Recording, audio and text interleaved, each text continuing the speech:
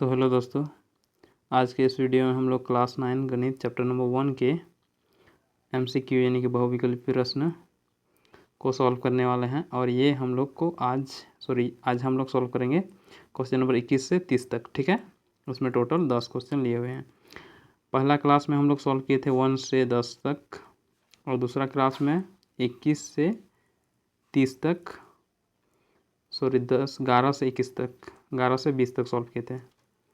पहला क्लास में 1 से 10 तक, दूसरा क्लास में 11 से 20 तक, अब 21 से 30 तक, यानी कि प्रत्येक वीडियो में हम लोग 10-10 क्वेश्चन सॉल्व कर रहे हैं। ठीक है, तो देखिए आज की क्लास में हम लोग को क्वेश्चन क्या क्या दिया गया है। इसमें दिया गया है निम्नलिखित में, क्या क्वेश्चन, निम्नलिखित में से में कौन एक परिमेय संख्या है। तो इनमें से हमें बताना है कौन एक परिमेय संख्या है। रूट 2 तो एक अपरिमेय संख्या हो गया, ये भी एक अपरिमेय संख्या है पाई। अब इनमें से 100 को देख लेते हैं। 100 को यदि हम लोग सॉल्व करेंगे तो ये हमारे पास आ जाएगा 10, यानी कि 10 एक परिमेय संख्या हो गया। ठीक है, तो ऑप्शन नंबर बी हमारा सही होगा। चलिए अब हम लोग देखते हैं क्वेश्चन नंबर 22। क्वेश्चन नंबर 22 में कहा गया है निम्नलिखित में कौन एक परिमेय संख्या है। क्या परिमेय संख्या। तो यहाँ देखिए √2 तो एक अपरिमेय संख्या है, √23 भी अपरिमेय संख्या है। अब ये भी एक अपरिमेय संख्या है, चूँकि ये क्या है, दशमलव प्रसार इसका क्या है, आशांत आवृत्ति है, आशांत अनावर्ती है। और पिछले वाले वीडियो में हमने बताया था कि जिसका दशमलव प्रसार आशांत अनावर्ती है उसको हम लोग परिमेय संख्या नहीं अपरिमेय संख्या कहते हैं। ठीक है, और इसको देखें तो ये कितना है, 15 का अंडर रूट, यानी 15। इसको सॉल्व करेंगे तो हमारे पास आएगा 15, और ये आ जाएगा हमारा ऑप्शन नंबर सी सही। ठीक है, चलिए क्वेश्चन नंबर 23 को देख लीजिए। क्वेश्चन नंबर 23 में कहा गया है निम्नलिखित में कौन एक अपरिमेय संख्या परिमेय संख्या है। क्या है, परिमेय संख्या। तो ध्यान दीजिए इसमें कौन एक परिमेय संख्या है। ये भी नहीं होगा, ये भी नहीं होगा, ये भी नहीं होगा, ये हमारा परिमेय संख्या है। देख लीजिए कैसे, 2√7 अपॉन 7√7। अब 7 रूट अंडर में है, दोनों कट जाएगा तो 2/7, और ये एक पूर्णांक है, ये भी पूर्णांक है, और Q≠0 है, तो इसको हम लोग कर सकते हैं क्या, परिमेय संख्या। ठीक है, यानी कि ऑप्शन नंबर बी हमारा सही होगा।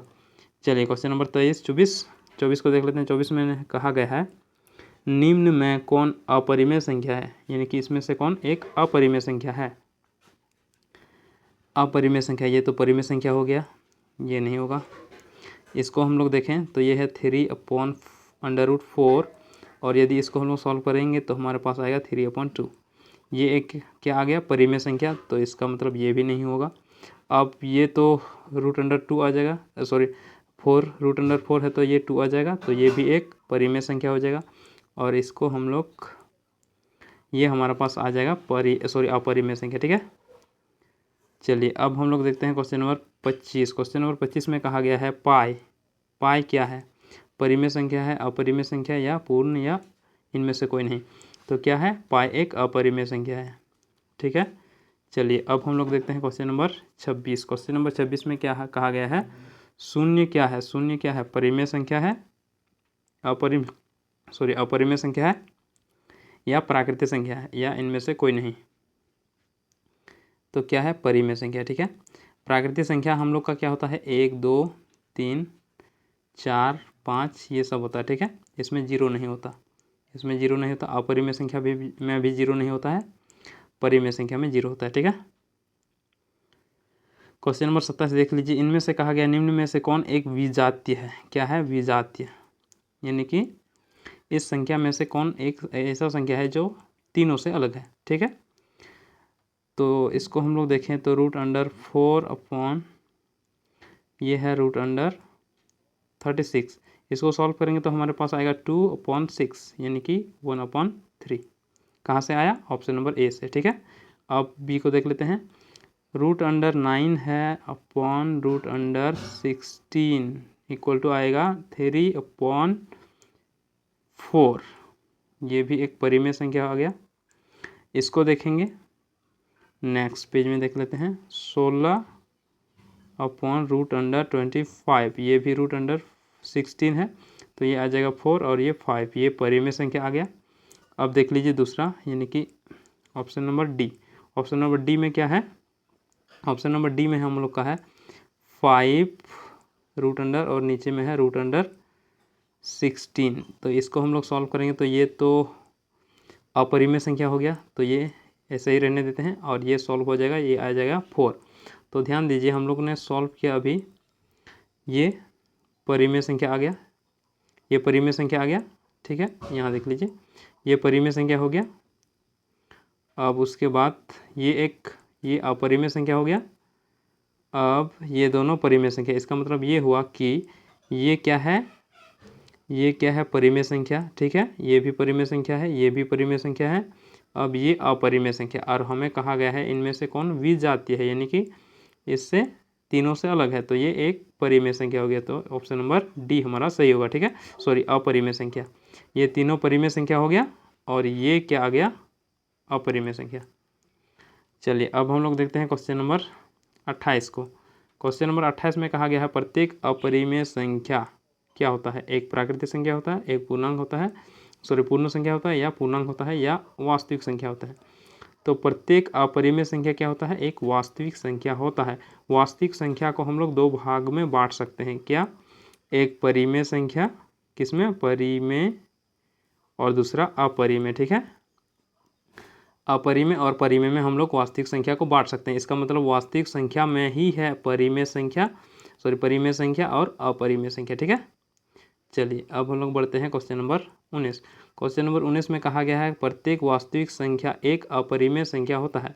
क्या कहा गया है, वास्तविक संख्या। वास्तविक संख्या हम लोगों ने क्या बताया, हमने बताया कि वास्तविक संख्या यानी कि रियल नंबर रियल नंबर के दो पार्ट होते हैं, यानी कि एक होता है परिमेय संख्या रेशनल नंबर और एक होता है इरेशनल नंबर, ठीक है।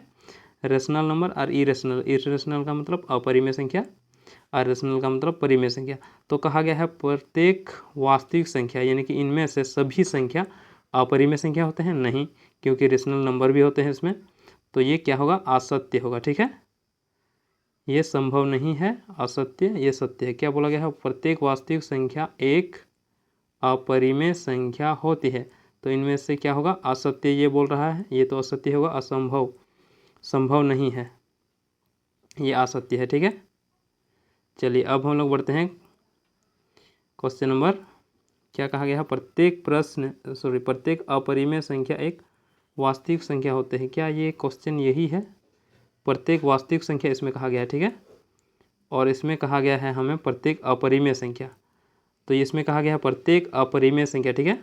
ध्यान दीजिए इस क्वेश्चन में, यहाँ हम लोगों ने देखा तो प्रत्येक वास्तविक संख्या, क्या हमने देखा, प्रत्येक वास्तविक संख्या एक अपरिमेय संख्या होता है, ठीक है।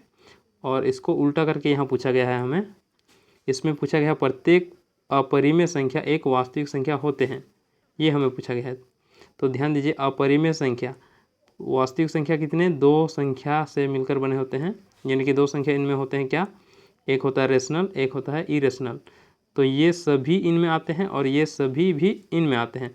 तो ये अपरिमेय संख्या है, तो ये सभी इनमें आते हैं, यानी कि प्रत्येक अपरिमेय संख्या वास्तविक संख्या होते हैं, ये क्या है, सत्य है, ठीक है।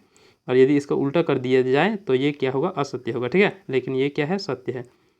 चलिए आज की क्लास में हम लोग यहीं तक सॉल्व करते हैं और नेक्स्ट वीडियो में हम लोग सॉल्व करेंगे क्वेश्चन नंबर 31 से लेकर 40 तक, ठीक है। चलिए आज की क्लास को यहीं पे समाप्त करते हैं।